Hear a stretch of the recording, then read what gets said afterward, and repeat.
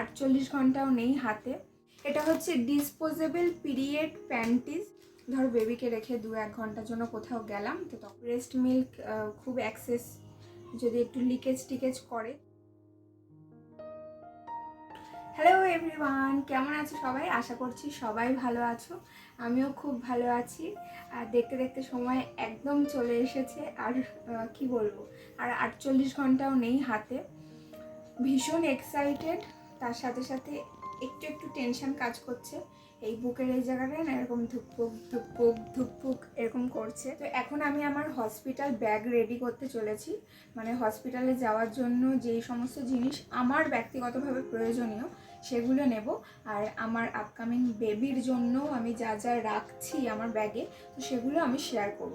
আর একটা কথা বলে রাখি, আমার যে হসপিটালে হচ্ছে সেই হসপিটাল থেকেই সমস্ত কিছু প্রোভাইড করবে। তো তবুও কিছু এসেনশিয়াল জিনিসপত্র, টুকিটাকি জিনিসই আমি রাখছি, একদম মিনিমাম। তো সেগুলোই আমি তোমাদের সাথে শেয়ার করছি, যদি তোমাদের হেল্পফুল হয়ে থাকে তো তার জন্য।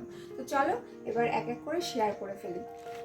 প্রথমে আমি এই পাউচটাতে যা কিছু রেখেছি সেগুলো আমি এক এক করে দেখিয়ে দিচ্ছি তোমাদেরকে। এখানে সব কিছু আমারই। একটা তো এই যে এই টিস্যু রেখেছি, এটা বেবি ওয়াইপসই, বাট এটা আমি ইউজ করি, এটা আমার ইউজের জন্যই রেখেছি। মুখ ফুক আর কি ক্লিন করে নিলাম, একটু হাত ফাত অনেক সময় মুছে নিলাম, তো সেই পারপাসে।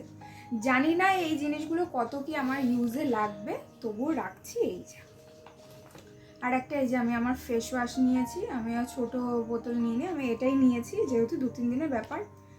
আর এরপরে এই আমি আমার ব্রাশ নিয়েছি, ওখান থেকে বলেছে যে ওরা মানে টয়লেট্রিজ দেবে, ব্রাশ পেস্ট সবই থাকবে, তবু আমি আমার ইউজ করা ব্রাশটাই নিতে চাইছি, এটা মানে সফট ব্রিসেল আছে তার জন্য। আর এরপর আমি একটা ময়েশ্চারাইজার রেখেছি আমার জন্য, আর রেখেছি একটা বোরোলিন রেখেছি, আর এই যে আমার লিপ বাম রেখেছি স্কিন কেয়ারের। এই দুটো বেনি করে দেয় শুনেছি, তো ওরা দেবে কি দেবে না আমি জানি না, তবু আমি নিয়ে যাচ্ছি দুটো গার্ডার।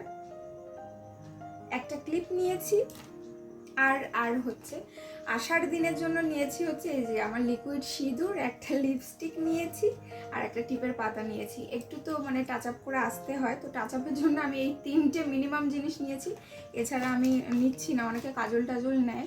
এই একটা পেন নিয়েছি, এটা কেন নিয়েছি আমি জানি না, যদি লাগে। তো এই গেল, এই সব জিনিস আমি স্কিন কেয়ারের মধ্যেই পড়ছে, তো এইগুলো নিচ্ছি। এই এভারের এটা হচ্ছে ডিসপোজেবল পিরিয়ড প্যান্টিস, তো এগুলো ওখান থেকে আমাকে প্রোভাইড করবে। তো তবুও আমি চাইছি আমি নিজের একটা মানে কি বলবো, মানে সেফটি পারপাস আমি নিতে চাইছি। যদি ওদেরটা যদি আমার কাছে কমফোর্টেবল না মনে হয়, তো আমি এইটা ওদেরকে পরিয়ে দিতে বলবো। এটা খুবই ভালো। আর এটার উপরে যদি ডিটেলসে কেউ কিছু জানতে চাও কমেন্ট করো, আমি আলাদা করে শর্টসে এটা দেখিয়ে দেবো খুলে। আমি এরকম একটা ছোট টাওয়াল নিয়ে যাচ্ছি মুখ ফুক হাত ফাত সবসময় মোছার জন্য। আর এই একটা আমি স্কার্ফ নিচ্ছি। জানি না, অনেকের কাছে শুনেছি যে সিজার করার পরে আর কি, মানে ওটি হওয়ার পরে অনেকের ঠান্ডা ফান্ডা লেগে যাওয়ার সমস্যা থাকে, তো আমি সেই পারপাসে নিচ্ছি। প্রেগনেন্সিতে তো মারাত্মক গরম লাগছে, তো এরপরে কি হবে তো আমি জানি না, আর এসিও থাকবে রুমের মধ্যে, তো তার জন্য আমি এই স্কার্ফটা আমি নিচ্ছি। আমার যা মনে হয়েছে, আমি যা মনে ভেবে নিয়েছি, আমি অনেকের ভিডিও দেখেছি, বাট এগুলো আমি আমার নিজের চয়েস থেকেই নিচ্ছি, কারণ দেখা দেখি আমি কোনো কিছু করিনি। আর এরপরে এই যে এই জামা প্যান্টের সেট নিয়েছি, মানে এটা একটা কুর্তি আর লেগিংস, তো এটা পরে হচ্ছে আমি আসবো ব্যাক করব, তো তার জন্য এটা নেওয়া। আরেকটা কথা বলে রাখি, আমি এই জামা কাপড় কিন্তু আমি নেব না, আর আমার পুকুবাবুরও যা জিনিসপত্র সেগুলো আমি হসপিটালে নিয়ে যাব না আমার সাথে করে। এটা হচ্ছে আমি আলাদা ব্যাগ এখানেই রেখে যাব, সেটা হচ্ছে রঞ্জন আর মা যেদিন আমাকে আনতে যাবে আর পুকুবাবুকে আনতে যাবে, সেই দিন ওরা এই ব্যাগটা নিয়ে যাবে সাথে করে, তখন আমি পরে টোরে চলে আসবো। এই হচ্ছে ব্যাগ। এটা আমি অনলাইন থেকে অর্ডার করেছিলাম, এটা হচ্ছে মেটারনিটি প্যান্টিস। তো নর্মাল প্যান্টি তো আমরা এই সময় পরতে পারবো না, তো তার জন্য এই প্যান্টিটা নিয়েছি। তো এটা ইউজ করে দেখতে হবে কতটা কি কমফোর্টেবল বা কাজে লেগেছে আমার, তো তারপর আমি তোমাদের সাথে অবশ্যই রিভিউ শেয়ার করি। আর এটা হচ্ছে বেস্ট ফিডিং ব্রা। এটার বিশেষত্ব হচ্ছে এটা ফ্রন্ট ওপেন ব্রা, মানে এটার হুকটা হচ্ছে এই যে এরকম ফ্রন্টে, যেটা ব্যাকে থাকে এটা ফ্রন্টে। তো এগুলো এখনো মানে পরে দেখেছি, কোয়ালিটি খুবই ভালো, এগুলো আমি অনলাইন থেকে পারচেস করেছি।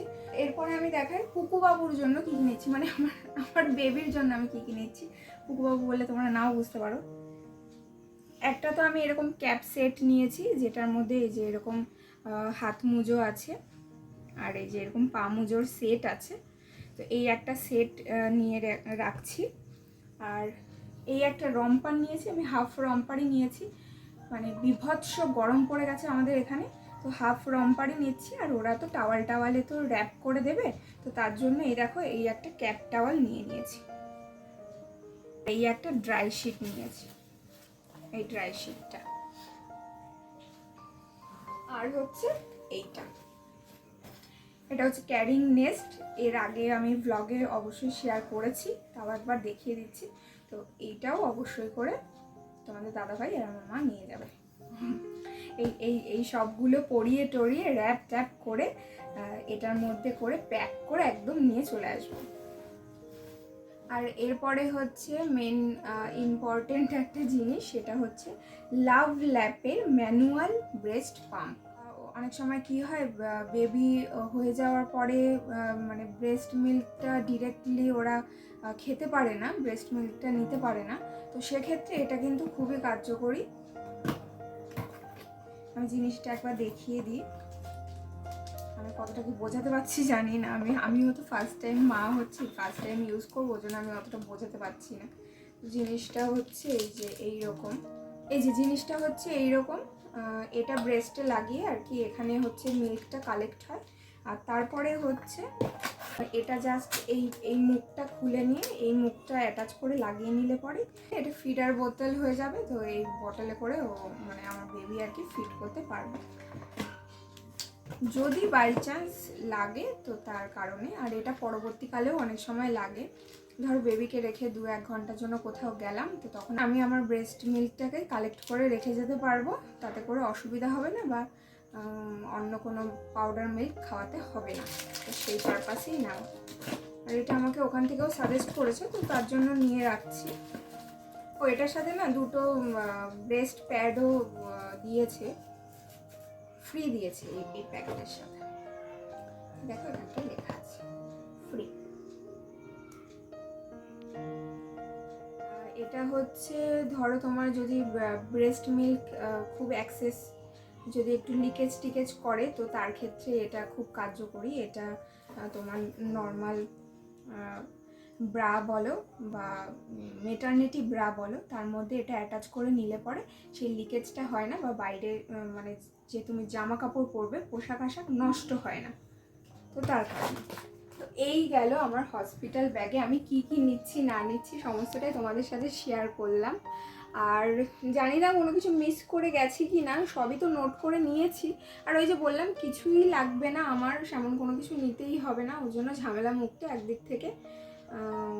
আর যেগুলো যা নিচ্ছি সেগুলো কতদূর কি ইউজ হবে জানি না, তো সবটাই হচ্ছে দেখার বিষয়।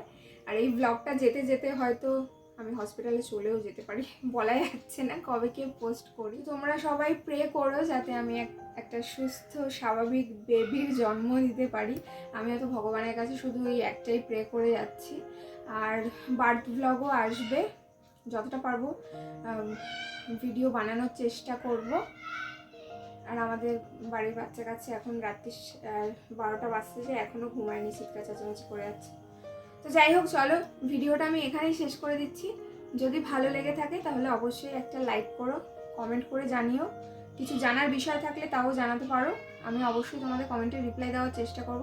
যারা ফেসবুক পেজ থেকে দেখছো তারা প্লিজ আমার পেজটাকে ফলো করে দিও, আর যারা ইউটিউব থেকে দেখছো প্লিজ আমার চ্যানেলটাকে সাবস্ক্রাইব করে আমাদের পাশে থেকো। আর দেখা হচ্ছে পরবর্তী ভিডিওতে। সবাই ভালো থেকো, সুস্থ থেকো, টাটা, গুড নাইট।